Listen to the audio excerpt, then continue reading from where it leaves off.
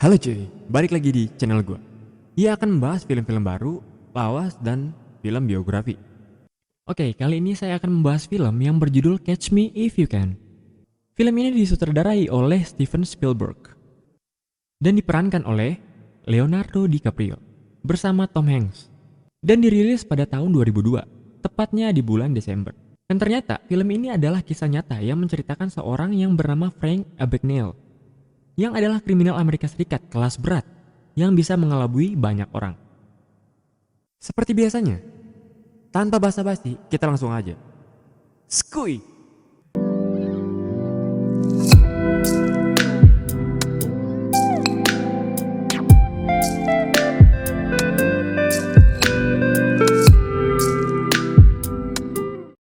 Diawali dengan talk show jadul yang membosankan. Oke, skip. Ini adalah Tom Hanks yang mempunyai peran penting dalam film ini, yang akan menangkap Frank. Namanya adalah Carl Henretti.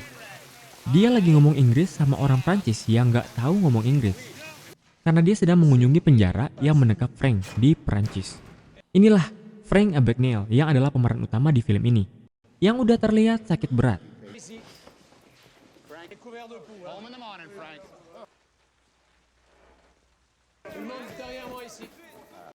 Balik lagi ke tahun 1963, ini adalah ayah dari Frank, dan mereka mempunyai nama yang sama, yaitu Frank Abagnale Jr. yang adalah anaknya. Ayahnya juga mempunyai nama yang sama, tetapi diperbedakan dengan namanya Frank Abagnale Sr. Nah, ini dia adalah ibunya, Paula. Keluarga mereka begitu harmonis. Tetapi di sisi lain, mereka mempunyai masalah keuangan dan permasalahan soal pajak. Dan itu membuat mereka harus menjual rumah mereka dan tinggal di apartemen yang kecil di tengah kota.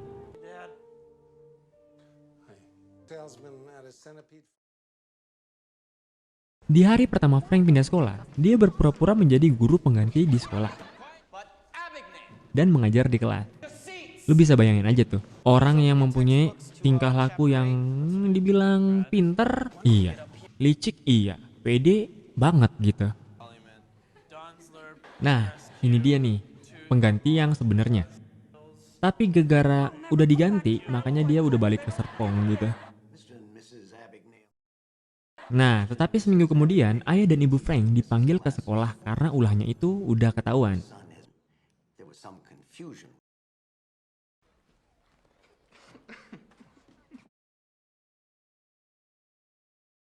Berjalannya waktu, ibunya Paula telah berselingkuh dengan teman baik ayahnya, yaitu Jack Burns.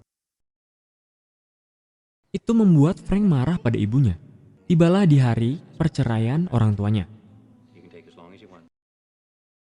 Dia sangat terpukul akan kejadian itu dan melarikan diri ke Grand Central. Malamnya, dia diusir di hotel karena cek yang diberikan adalah cek palsu, atau bisa dibilang cek kosong.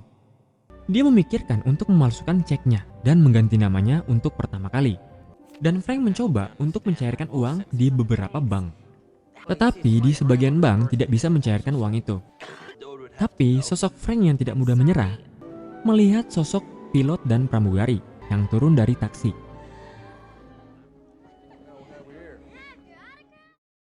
Frank yang sangat pintar mencoba masuk di Pan Am Airlines dan mencari tahu tentang pilot. Setelah dia mengetahui info tentang pilot, dia pun mengambil seragam pilot dan memasukkan identitasnya.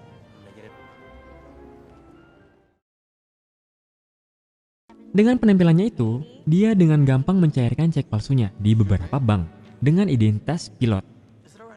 Dan dengan gampang merayu pramugari juga. Malamnya pun meja bergoyang. Dan ada kata-kata, ya bisa dibilang yes. Yes, yes, yes. Yes! Yes! Yes! Enak bro hidupnya. Dia pun mendekati gadis di bank. dan mencari tahu cara membuat cek. Dia pun mengikuti lelang untuk membeli mesin pembuat cek. Beberapa hari kemudian, dia bertemu dengan ayahnya di restoran mahal, sekaligus memberikan mobil Cadillac mahal pada ayahnya. Tetapi ayahnya yang masih diawasi orang pajak tidak bisa menerima pemberiannya itu. Ayahnya sangat sedih karena mengetahui ibunya telah menjalin hubungan dengan teman baiknya. Ulah Frank mulai diketahui oleh FBI dan Carl lah yang menyelidiki kasus itu. Carl mendapatkan informasi adanya cek palsu di hotel, di mana itu adalah hotel tempat Frank tinggal. Tetapi Frank yang unggul 2 langkah dari Carl sudah mengetahui bahwa Carl akan menangkapnya. Dia pun berpura-pura menjadi dinas rahasia untuk mengelabui Carl. Frank pun membawa mesinnya. He should be here any sec. Wait. You hang on to it for a minute.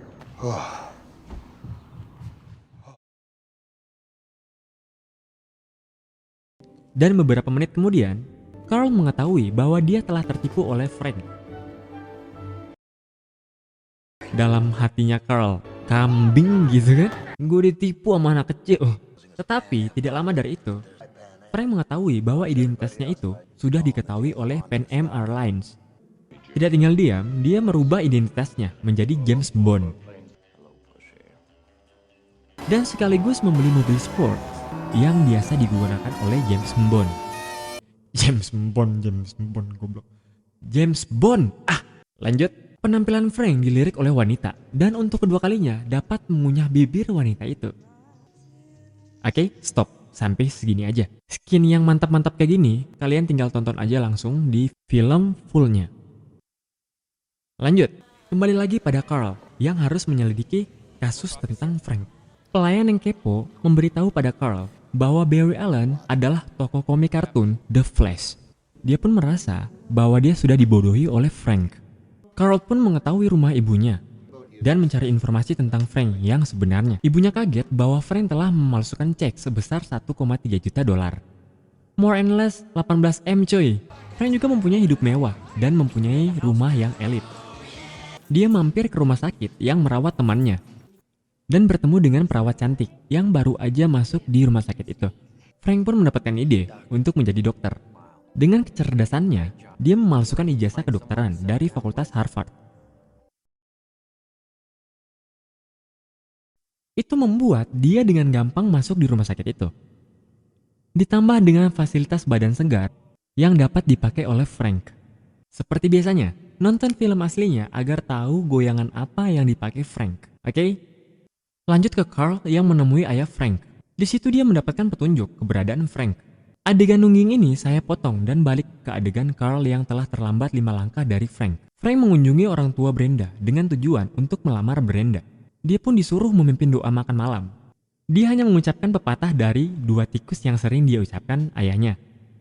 Di makan malam, dia berpura-pura bahwa dia adalah dokter sekaligus pengacara di depan orang tuanya. Untuk mendapatkan buah dada, maksud gue, buah hati anak mereka, yaitu Brenda. Balik lagi ke Carl. Dia pergi ke rumah sakit untuk menangkap Frank. Dan sekali lagi terlambat 5 langkah dari Frank. Kali ini, dia menjadi pengacara bro. Dan tinggal bersama 2 orang tua Brenda. Selang waktu kemudian, Frank bertemu dengan ayahnya. Dan mengundang ayahnya untuk datang di acara pernikahannya bersama Brenda. Tetapi ayahnya sudah mengetahui semua identitas palsu Frank. Di malam pernikahan Frank bersama Brenda, datanglah Carl bersama agen FBI untuk menangkap Frank. Tetapi Frank mengetahui hal itu dan bergegas pergi, meninggalkan Brenda. Tetapi dia berjanji untuk menjemputnya di bandara Miami 2 hari kemudian. Di bandara, Frank mempunyai firasat buruk bahwa Carl sudah menjaga ketat keamanan bandara. Dan itu membuatnya harus meninggalkan Brenda di bandara. Ide cemerlang Frank pun selalu ada. Kali ini dia berpura-pura menjadi pilot dengan merekrut gadis yang ada di kampus untuk dijadikan sebagai pramugari dan sebagai pengalihan di bandara. Itu membuat dia dapat terbang dengan mudah melewati penjagaan Carl. Dan lagi, Frank mengelabui Carl dengan menyewa pria untuk menggunakan baju pilot. Frank pun dapat pergi ke Prancis dengan mudah. Carl pergi ke tempat pembuatan cek yang bisa dibilang udah senior dalam hal pemalsuan cek. 7 bulan kemudian, Carl menemukan Frank seorang diri di tempat itu. Dia mengancam Frank untuk menyerahkan diri karena polisi Prancis akan membunuhnya bila dia keluar tanpa diborgol. Karena negara itu sangat dibuat susah oleh Frank dengan pemalsuan yang telah dilakukannya. Frank menyerahkan diri pada Carl dan ditangkap oleh polisi Prancis, tepat di malam Natal. Mereka memenjarakan Frank beberapa tahun di negaranya, tetapi Carl dapat mengekstradisi Frank secepatnya untuk ke negara asalnya. Tibalah di mana Carl menempati janji itu dan menjemputnya balik ke Amerika. Di pesawat, Carl memberikan kabar duka tentang kematian ayahnya yang terjatuh di tangga stasiun. Itu membuat Frank sangat sedih dan frustasi atas kematian ayahnya. Frank melarikan diri dengan gampang melalui toilet pesawat dan turun lebih dahulu sebelum Carl. Pada malam itu, dia pergi ke rumah ibunya dan melihat bahwa ibunya sudah menikah dan mempunyai seorang putri. Itu membuatnya sangat sedih dan terlihat pasrah ditangkap oleh Carl. Frank divonis 12 tahun penjara oleh Amerika karena kepandaiannya dalam memalsukan cek. Dia dipenjara dengan penjagaan yang sangat ketat di Atlanta. Berjalannya waktu, Carl sering datang menjenguk Frank. Saat itu, Carl menunjukkan cek kepadanya. Dan Frank berkata bahwa cek itu adalah cek palsu. Itu membuat Carl sadar akan kepintaran Frank. Dan menawarkan kebebasan Frank dengan bekerja untuk FBI. Sampai waktu yang ditentukan. Tibalah di titik jenuh Frank. Dia mencoba kembali untuk menjadi pilot palsu. Tetapi Carl membiarkannya pergi dan percaya pada Frank bahwa dia akan kembali kerja setelah liburannya. Mind if I take a look? Half a week ago. Carl mendapatkan jawaban dari Frank setelah bertahun-tahun bagaimana dia lolos ujian pengacara di Louisiana. Frank berkata bahwa dia belajar 2 minggu dan dia lulus tanpa melakukan kecurangan. I didn't cheat. I studied for 2 weeks and I passed. Is that the truth, Frank? Beberapa tahun kemudian, Frank sukses membuat cek yang tidak dapat dipalsukan dan mendapatkan jutaan dolar saat itu. Nah, itulah akhir cerita dari Catch Me If You Can yang berakhir bahagia. Seorang Frank yang sangat pintar dalam memalsukan identitas. Membuat film ini dibilang puas gitu. Nonton filmnya kayak gini puas gitu. Oke. Nah, pesan moral dari film ini adalah kita mempunyai keahlian masing-masing, tapi bagaimana kita menggunakan itu. Baik buruk apa yang telah kita lakukan, kita bakalan tahu.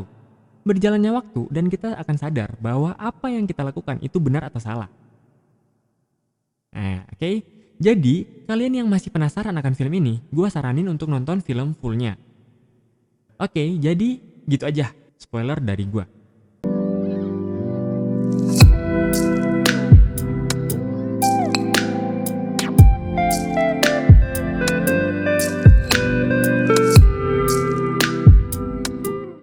Jika kalian suka video ini, like dan subscribe. Terima kasih dan sampai jumpa di video berikutnya.